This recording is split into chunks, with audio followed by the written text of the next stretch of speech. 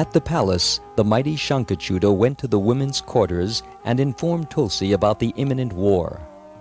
Hearing this, her palate, lips, and throat became dry. With a sorrowful heart she said to him, "O my lord, my friend, my master, stay for a moment and sit within my heart. Fill me with life for a moment. Please satisfy my human desire. Let me gaze at you fully so that my eyes may be satisfied. My breathing is very agitated now, for at the end of night I had a very bad dream. Therefore I feel a burning within myself."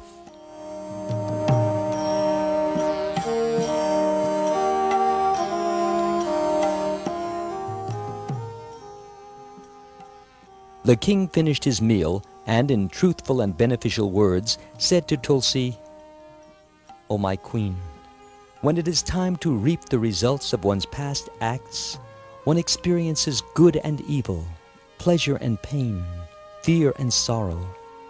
In time, trees grow, branches develop, flowers blossom, and fruits appear. In time, the fruitful tree decays.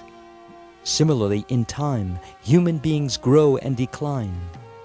In time, the Creator creates, the Preserver preserves, and the Destroyer destroys. This is the law of creation, preservation, and destruction. Therefore, you should always adore Lord Krishna, as he is the Lord of Brahma, Vishnu, and Shiva. He is the Creator, Maintainer, and Destroyer. He has no beginning nor end, and he does not depend on material nature. Lord Krishna, by his own will, has manifested nature with its animate and inanimate objects.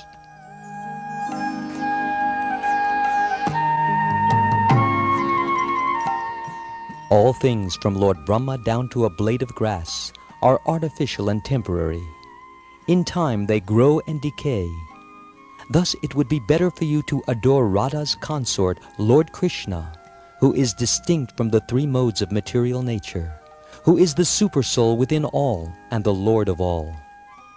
Take shelter of Krishna, for it is by his command that the wind blows swiftly, the sun radiates heat, Indra pours rain, death visits human beings, fire burns, and the moon travels through the sky. Seek the Supreme Krishna, who is the death of death, the time of time, the Creator of the Creator, the Preserver of the Preserver, and the Destroyer of the Destroyer. Take refuge in him. My dearest, no one is a friend of anyone, but Lord Hari, Krishna, is the friend of all. Therefore pray to him and serve him.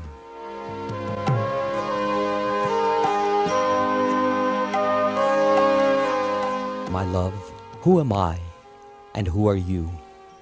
By our karma, Providence has united us. Providence will also separate us. When danger comes, only fools are disturbed.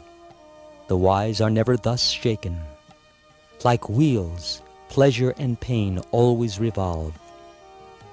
In Badarik Ashram, you absorbed yourself in austerities to obtain Lord Narayan as your husband. Surely you will get him. I myself practiced austerities to obtain you as my wife, and by Lord Brahma's grace, I have gotten you. Very soon you will get Govinda in Goloka Vrindavan, and when I leave my demoniac body, I too shall go there. In that realm we will regularly see one another. By Radha's curse, I was born in the precious land of India, but I will return to Goloka. Therefore, my dear, do not worry about me. You too will quit your human form and assume a spiritual form and go to Lord Hari, so you need not sorrow.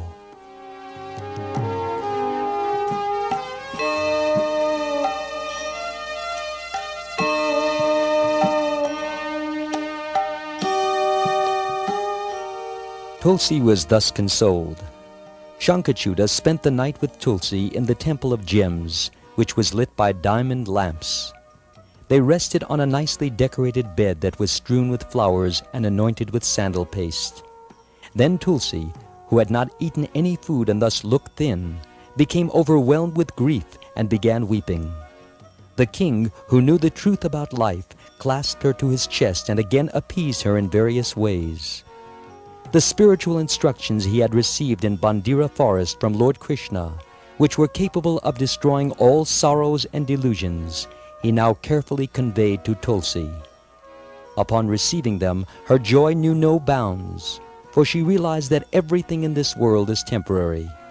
She and her husband then spent the remainder of the night in loving exchanges.